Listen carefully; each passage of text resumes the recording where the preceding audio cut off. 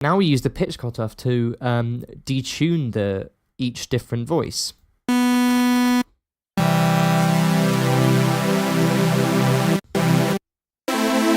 So quite a bit. So enough that it's just really detuned to make this ultra wide sound. Next, we're just going to add a noise oscillator. So we're going to use the bright noise just to add some sort of crispness on the top. Crispness, not Christmas. So that's good. So next we're going to go into reverb. So we're going to use a small reverb because it's quite a tight sort of sound, but it's giving it more space with the reverb. So we're just going to whack the dry wet up. So the way I work with reverbs mostly is I work with dry wet all the way up to get the sound in the room and then take it down to the amount I actually want. So I'm just going to design the sort of room that I have in mind, which is a very sort of small.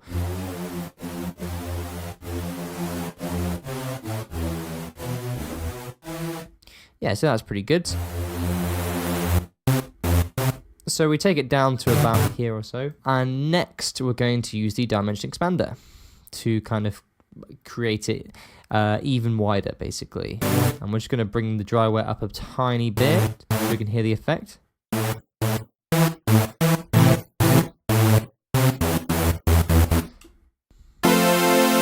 So that's pretty good for the minute. Okay, so the next thing, and pretty much the last thing, is actually where the LFO comes into play. Now, the LFO is obviously the most important part of this sound because it actually creates the movement. So first of all, we're going to set sync and then to 108. So I've got my BPM at about 120 or so. You can change it. In fact, let's just put it at 140.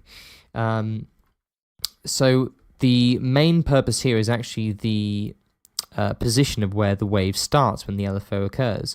So I've set it about the trough, which is the lower part of the waveform, starts at the beginning, and the peak is in the middle, and then the trough back at the end.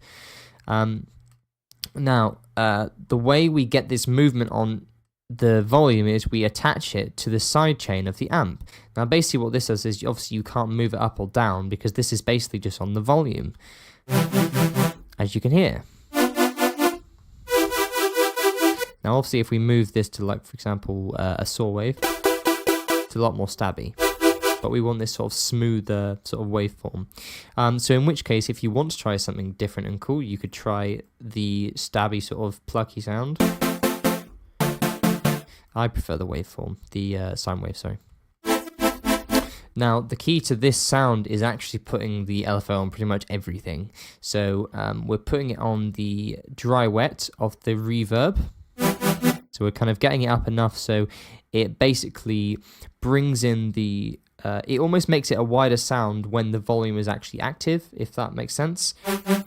So when the sound is actually loud, when it's playing and not quiet, you know, in the peak of the LFO, the reverb is actually playing a lot louder. And the same with the dimension expander. So we'll whack this on here.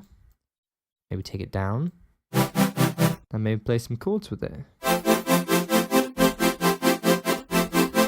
And that's basically the sound. The only other thing you could do if you wanted to would be a bit of EQ and maybe add some low end, just so you don't have to add another bass in between there. So it could be something.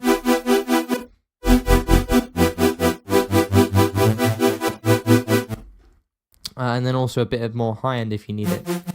But that's pretty much the sound in a sense.